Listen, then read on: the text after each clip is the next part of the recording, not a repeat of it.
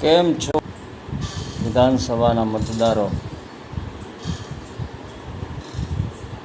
મિત્રો, 87 વિસાવદર સીટ ઉપર ધર્મની વ્યાખ્યા નથી ખબર એવા લોકો અત્યારે કૂદી પડ્યા છે. અને અત્યારે ચૂંટણી સમયે વોટ લેવા માટે ધર્મ લોકોને સમજાવે છે, સનાતન ધર્મ સમજાવે છે. સૌ પ્રથમ તો આ મહેશગીરી બાપુ છે, એમને આપણે સનાતન ધર્મ સાથે જોડાયેલા એટલે એમના ચરણોમાં વંદન કરીએ અને પછી હવે એને બેટ ઉપર લઈએ. મહેશગીરી બાપુ અત્યાર સુધી મૂંગા હતા, હવે અત્યારે એ ધર્મની વિડીયો લઈને ઠોકાઠોક કરે છે. બરાબર છે. ઘણા સાધુ સંતો છે, ધર્મના ઘણા બધા મંદિરો છે સૌરાષ્ટ્રમાં, ગુજરાતમાં. આ અમારા પરબના મહંત્રિયા, આ અમારા સત્તાધારના મહંત્રિયા, એવા ઘણા મંદિરો છે. એલા ભાઈ, તમારી જેમ એ ક્યાંય ગોટાળા કરવા જાય નહીં. મારા ભાઈ, તમે તમારે ઘેરે બેહો, તમને ચરણોમાં વંદન કરે, તમે તમારું કામ કરો, ધર્મની વ્યાખ્યાના આધારે જે આવતું હોય એ કરો.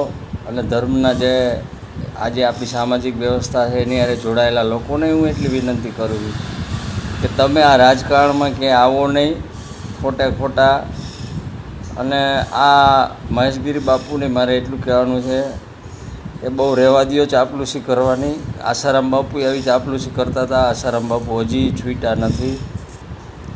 અને 87 વિસાવદર વિધાનસભા વિસ્તારમાં જે કોઈ લોકો અત્યારે ચૂંટણી સમયે જો ચાપલુસી કરતા હોય ધર્મની, તો ધર્મની આધારે વ્યાખ્યા હોય તો એ તમે સમજાવો કે વિસાવદરના રોડ રસ્તાઓ, વિસાવદરના તમામ ગામમાં સારી સ્કૂલો નથી, ભેસાણની અંદર સારી હોસ્પિટલ નથી, ભેસાણની અંદર કોઈ અત્યારે એમરજન્સી બીમાર પડે તો રાજકોટ, જુનાગઢ જવું પડે છે. એવી અનેક સમસ્યાઓ છે. એ સમસ્યાઓ એ બધી ધર્મમાં આવે છે. લોકોને જરૂરિયાત, જીવન જરૂરિયાત વસ્તુઓ સાથે બોલો તમે. લોકો આ વધુને વધુ વિડીયો શેર કરો. અને મહેશગીરી બાપુ, તમે જરાક ચગી બહુ ગયા છો, બરાબર?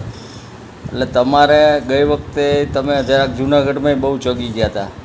એટલે આ વિડીયો વધુમાં વધુ શેર કરજો. અને મહેશગીરી બાપુ જેવા કોઈ પણ સંતો મહંતો હોય એમને આપણે પહેલાં ચરણોમાં વંદન કરીએ છીએ, પણ રાજકારણથી છેટા રહેજો, બાકી આસારામ બાપુ જેવી તમારી હાલત થાય. જય હિન્દ. મિત્રો, આવા જ વિડીયો અને શોર્ટ્સ જોવા માટે આજે જ અમારી ન્યૂઝ રૂમ યુટ્યુબ ચેનલને સબસ્ક્રાઇબ કરો.